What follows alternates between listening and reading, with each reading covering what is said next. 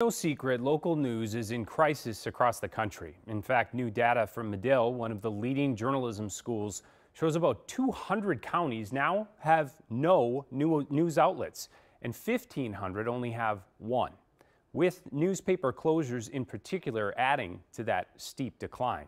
In fact, Senator Amy Klobuchar just tweeted today that she's working to support local papers after interviewing for a story in the Chaska Herald.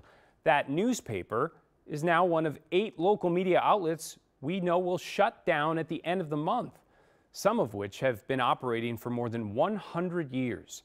Jennifer Hoff has more on what led to the decision and the new efforts to try to sustain local journalism. The University of Minnesota is known for a lot of things, including its journalism school, where Noah Mitchell graduated from in December. I haven't walked yet, so I've managed to find a job and lose a job before I walk at graduation. The whirlwind scenario isn't what Mitchell imagined after college. A newly minted reporter at the Chanhassen Villager writing his first article just last week. I tweeted first of many.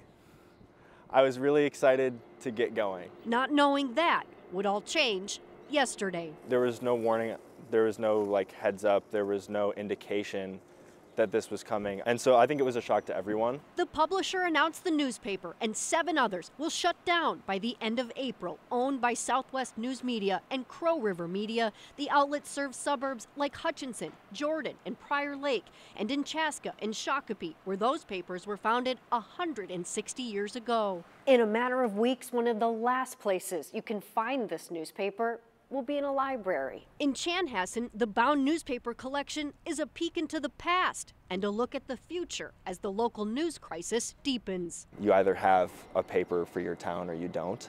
Losing that is just a massive loss for those communities. New data shows the U.S. has lost nearly 3,000 newspapers. That's a third in the last 20 years, leaving people in more than half of the country's counties with no or very limited access to a reliable news source, despite what a U of M professor says is a push to invest in local journalism. There are entities trying to respond to this, and I'm not pessimistic about it, but I'm worried about the casualties along the way. I'm worried about how those communities get served in the vacuum, even if it's only temporary. New outlets and consolidations can be helpful, but a reader's changing habits, digital options, and declining ad revenue, that in this case the publisher says is up to 50%, makes it hard to avoid closures. Journalism is one of those essentials of self-government that people don't really miss until it's gone. For Noah Mitchell, though, it's an easy decision to look for another local job, staying in the fight to protect democracy. It feels all the more important to try to do good reporting and try to, tell stories the right way so people can really understand what's going on. In Minneapolis, Jennifer Hoff, KARE 11 News. We posted the entire statement from the paper's publisher online, but the owner, Alden Global Capital, is a hedge fund in New York.